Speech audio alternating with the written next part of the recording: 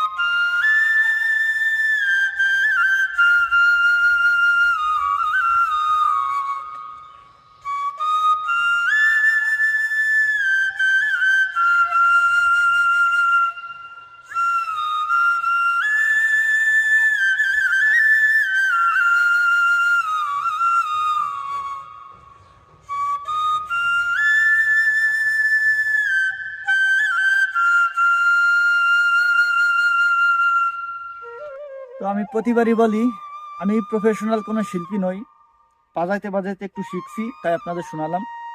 তো এই গানের শিল্পী জুবিন গার্গ আমার অনেক পছন্দের ছিল। যে নায়ক এ অতটা পছন্দের না হলেও জাস্ট একজন নায়ক যেহেতু, তো দুঃখ প্রকাশ ছাড়া আর কোনো কিছু করার নেই।